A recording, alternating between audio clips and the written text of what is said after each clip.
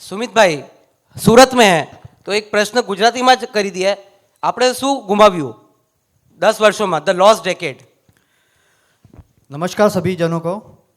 जब हम lost decade बोलते हैं तो किसके साथ कंपेयर करेंगे? तो मैं जिस तरह से देखता हूँ, सबसे पहले वाजपेयी जी के 6 वर्ष में हमने क्या काम किया था। 6 वर्ष में पूरा जो इंडस्ट्रियल और इकोनॉमिक ग्रोथ का जो फाउंडेशन डालना था वो वाजपेयी जी ने डाला। 2004 में उनका इलेक्शन में हार हो गई और उसके बाद में जो ग्रोथ हुआ, क्योंकि ग्रोथ, ये इकोनॉमिक ग्रोथ ऐसा नहीं है कि आज मैंने डाला और कल मुझे दिखाई देगा। आज जो काम करते हैं उसका इम्पैक्ट 4 साल 5 साल के बाद दिखाई देता है। इसलिए आज के तारीख में हम जो देख रहे हैं इकोनॉमिक ग्रोथ 2023 में, इसका कहीं डिसीजंस लिए गए होंगे 2018 में 2017 में, उसका इम्पैक्ट आज दिखाई दे रहा है। वाजपेयी जी ने तब पूरा एक कहते हैं कि इन्वेस्टमेंट बूम जो चालू किया, इंफ्रास्ट्रक्चर बूम, वो वाजपेयी जी ने चालू किया, जिसका एक पूरा इफेक्ट आया कि रास्ते बन रहे तो सिर्फ रास्ते नहीं बनते, सीमेंट की फैक्ट्री चलती है, स्टील की फैक्ट्री चलती है, ट्रक चलती है, ट्रक बनाने वाली कंपनियां चलती है, लेबर रिक्रूट होता है, वो भी घर पे पैसा लेके जाता है और उसका जो रास्ता बनता है, रास्ता बनने के बाद उसके ऊपर जब ट्रैफिक आएगा तब इकोनॉमिक ग्रोथ होती है।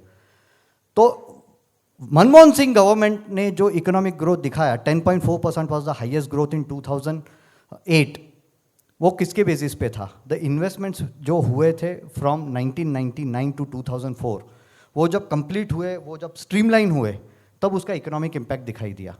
लेकिन इसको लॉस्ट डिकेड क्यों बोलते हैं? सबसे बड़ा डिबेट है इसको लॉस्ट डिकेड क्यों बोलते हैं। सबसे पहले अगर हम पॉलिसी डिसीजंस देखें, 2004 में कांग्रेस गवर्नमेंट आई, उसके बाद में उसने क्या पॉलिसी डिसीजंस लिए?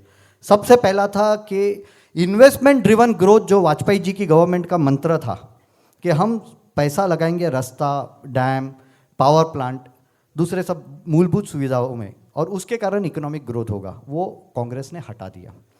कांग्रेस ने वो रिवर्स करने का काम चालू किया और वहाँ क्रोनी कैपिटलिज्म और करप्शन लाना शुरू कर दिया, जिसका इम्पैक्ट हम लोग को 2008 के लीमन क्राइसिस के बाद दिखना भी शुरू हो गया।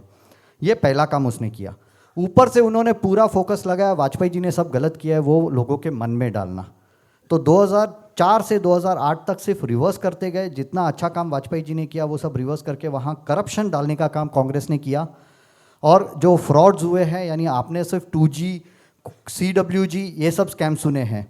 PPP में, हाईवेज़ में जो लैंड अलोकेशन का स्कैम है, ये किसी ने नहीं सुना है, क्योंकि ये शायद इतना बड़ा अमाउंट हुआ कि नहीं वो लोगों को पता नहीं है, या फिर CAG ने रिपोर्ट नहीं निकाला। लेकिन ये एक बहुत बड़ा स्कैम हुआ था जिसका इम्पैक्ट 2009 के बाद आया। दूसरा, ये जो गवर्नमेंट थी, कांग्रेस गवर्नमेंट, उसने एक ही किया, लोगों के हाथ में पैसा दो, उसमें से खुद पैसा निकालो। मार्केट चल रही थी, वाजपेयी जी ने जो भी इन्वेस्टमेंट करा था उसका रिजल्ट दिखाई दे रहा था, इसलिए सब अच्छा चल रहा था। यानी ऐसे बोले कि दादाजी ने जो पुण्य किया, बेटे के बाद पोते को उसका फ़ायदा मिल रहा था, तो वो चल रहा था। 2009 में 8 में लीमन क्राइसिस आई, उसके बाद में जिस तरह से मार्केट सिकुड़ गया, दुनिया भर का विश्व मार्केट जिस तरह से सिकुड़ गया, उससे पैसा आना बंद हुआ। और उसके बाद में गवर्नमेंट को पता चला अब तो प्रॉब्लम शुरू हो गई है, क्योंकि उन्होंने जो कमाई थी पहले दादाजी की और पिताजी की, वो खर्च कर डाली, अब कुछ नहीं बचा हाथ में। वहाँ से जो प्रॉब्लम चालू हुआ, पॉपुलिज्म में गई गवर्नमेंट, रास्ते बनाना, डैम बनाना, इंडस्ट्रियल पॉलिसी पॉजिटिव करना, ये सब बंद हो गया। क्या करना है? मनरेगा में लोगों को पैसा देना है, उसमें से खुद पैसा गबन करना है।